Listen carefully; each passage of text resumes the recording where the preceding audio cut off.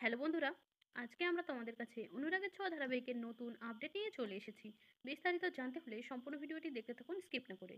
আমরা দেখতে পাবো সূর্য থানায় এসে অফিসারের সাথে কথা বলে এবং বলতে থাকে, দীপার জামিন হওয়ার তো আমি কোনো বাধা দেখতে পাচ্ছি না। তখন অফিসার বলে যে উনি যদি বাইরে গিয়ে প্রমাণ লোপাটের চেষ্টা করেন। তখন সূর্য বলে, যদি তাই হতো অফিসার, তাহলে দীপা নিজে স্যারেন্ডার করতো না। তখন অফিসার বলতে থাকে, যদি ওনার মত পাল্টে যায় পরে আরও কমপ্লিকেশন হতে পারে। এই বলে দীপাকে আটকিয়ে দেয়। তারপরে আমরা দেখতে পাবো দীপা সূর্যকে বলতে থাকে, রুডির কাছ থেকে সোনাকে বাঁচিয়ে রাখবেন, আমার খুব ভয় করে। তখন সূর্য বলতে থাকে, রুডি তো ভালোও হতে পারে দীপা।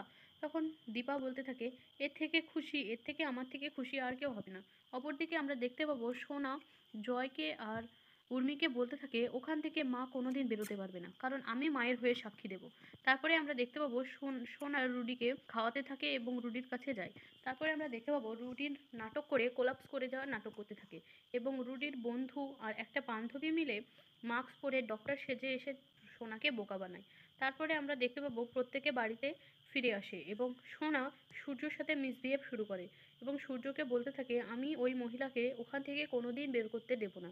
তখন সূর্য বলতে থাকে, তোর সাথে আমি চ্যালেঞ্জ নিলাম, দেখি তুই কি করতে পারিস, আমার স্ত্রীকে আমি বাঁচিয়েই ছাড়বো।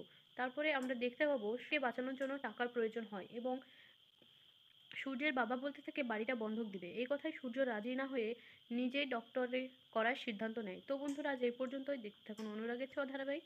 ভিডিওটি ভালো লাগলে লাইক করে দেবেন। ধন্যবাদ সবাইকে।